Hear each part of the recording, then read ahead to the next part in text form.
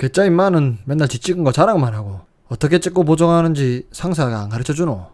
안녕하세요, 사투리 쓰면서 스마트폰으로 사진 찍는 괴짜입니다. 오늘은 제가 SNS에 올리는 사진들을 어떻게 찍고 보정은 또 어떻게 하는지 처음부터 끝까지 그 과정을 상세하게 알려드리겠습니다. 그래서 뭐 여러가지 팁이 있는 게 아니고 딱 한 장만 후배 파보겠습니다. 제가 이런 노을 사진을 많이 찍는데 간단한 팁을 드리면 자동 설정된 상태보다 조금 어둡게 찍으면 색깔이 훨씬 더 살아납니다. 하지만 저는 로우 파일을 사용할 거기 때문에 프로 모드로 가야겠죠. 화질을 생각한다면 감도는 무조건 제일 낮게 설정해 주시면 되고요. 셔터 속도로 밝기를 맞춰주시면 됩니다. 오늘의 노을 같은 경우는 대비가 그렇게 강한 편이 아니기 때문에 이 정도 밝기로 찍어도 충분할 것 같아요. 이 정도 밝기로 찍어도 카메라가 생각한 기준보다 조금 어둡다는 의미입니다. 화이트 밸런스는 어차피 로우 파일이기도 하고 그냥 개인 취향이니까 뭐 자동으로 해도 되고 알아서 설정해 주시면 됩니다. 그리고 보통 3분할 선에 맞춰서 구도를 잡는데 오늘은 하늘 쪽이 더 이쁘고 저는 영상에 사진을 사용할 거기 때문에 이런 식으로 구도를 잡아서 촬영했습니다. 오늘도 라이트룸으로 보정을 해보겠습니다.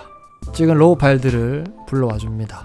그러면 이렇게 목록이 착착착 쌓이는데 넘겨보다가 제일 마음에 드는 사진으로 편집을 시작해 보겠습니다. 저는 이 사진이 마음에 드네요. 첫 번째로 태양 아이콘을 눌러서 밝기를 간단하게 조절해 줍니다. 노출을 조금 더 어둡게 만들어 주고 대비를 높이고요, 살짝. 다음에 밝은 영역을 좀 더 살려줍니다. 너무 어두워졌으니까 노출을 다시 살짝 올려주고 어두운 영역을 살짝 살려보겠습니다. 완전한 실루엣보다는 까만 부분이 약간 보이는 게 좋을 것 같아요. 흰색 계열 조절해주고 검정 부분을 너무 올리면 대비가 약해지니까 적당히 올려주겠습니다. 일단 이 정도까지 보정하고 온도계를 눌러서 색상을 조절해보겠습니다. 생동감을 한번 쫙 높여볼까요? 이 상태로도 괜찮은 것 같은데 색온도도 한번 바꿔볼게요. 설정창의 양쪽 사이드를 터치해주면 미세하게 조정할 수 있습니다. 다시 태양 아이콘으로 가서 이번엔 곡선을 조절해볼게요. 제일 위에 흰색 동그라미를 눌러서 곡선을 조절해보겠습니다. 왼쪽 하단의 점은 가장 어두운 영역을 말하는 건데 이를 살짝 높여주겠습니다. 그리고 살짝 덜 어두운 영역을 좀 더 낮추겠습니다. 이렇게 하면 대비가 확 높아지죠. 그리고 중간 영역에 있는 밝기를 살짝 높여주도록 하겠습니다. 그냥 말로만 들으면 좀 헷갈리는데 직접 사진을 보면서 이렇게 그래프를 왔다 갔다 해보면서 조절해 보시면 곡선이 어떤 건지 대충 감이 오실 거예요. 많이 해보시는 걸 추천드립니다.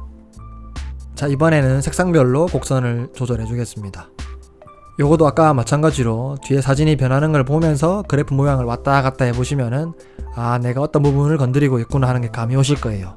그러니까 많이 해보시길 바랍니다. 많이 해보시면은 자기에게 맞는 색깔을 찾을 수가 있을 겁니다.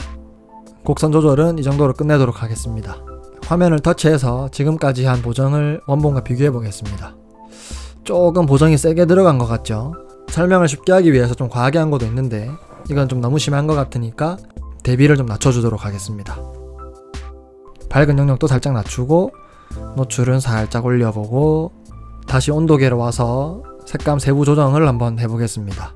오른쪽 상단에 컬러풀한 동그라미를 누른 다음에 상단에 네 방향으로 있는 동그라미를 눌러줍니다.